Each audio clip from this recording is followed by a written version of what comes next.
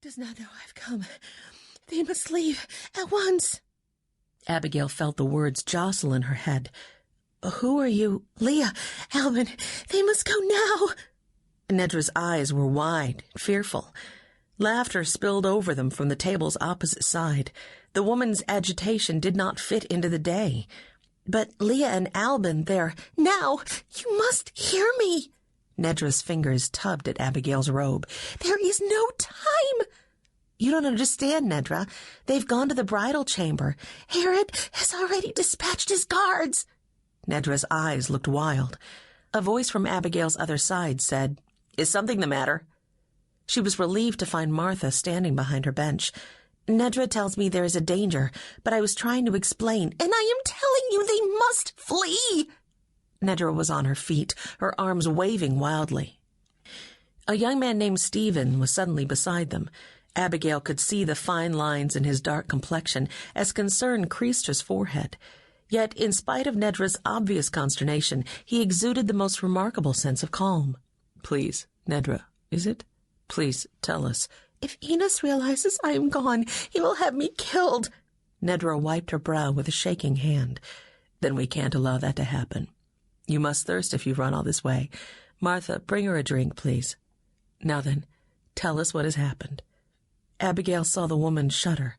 Herod is dispatching his guards, she repeated hoarsely. For Leah? And Albin. Herod continues to seek vengeance on them both. They're to be brought in and given a hasty trial, and then he will put them both to death. You're sure? I overheard the plans. Is there anyone we can appeal to? Martha arrived with the cup, but Nedra only held it. No, she said. Pilate has left for Caesarea, which is why Herod is acting now. Nedra's breath returned to its frantic spasms. I must return. Every moment I stay is added danger. Of course you must. Stephen lifted his gaze around the courtyard. Jacob, he called, we need your help. Will you see this lady safely and quickly back to the palace? The lad might have been young, but he responded immediately. He must have sensed the danger. I know the secret passages. Come. He beckoned as he turned toward the gate. Good lad. Stephen nodded and smiled at Nedra. You were right to come. Tell them I'm sorry, but they must hurry. Nedra allowed Jacob to grip her hand and pull her away as her last words trailed over her shoulder. Tell them to make haste. Give them my love and prayers. As Abigail rushed frantically up the wooden steps to the chamber that she and Hannah called their own, the one they had decorated and offered to the bridal couple, she heard a woman's soft laughter. Her eyes filled with tears as she stood at the room's door. She was about to call to them when the door opened. Albin stood with his arm about Leah's waist. What is it, Abigail? I heard running footsteps. Herod. The word tasted foul on her lips. His troops are coming for you. Now. There's no time.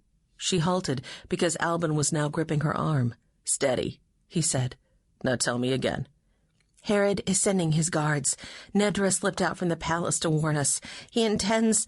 She could go no further. Leah whispered, What are you saying?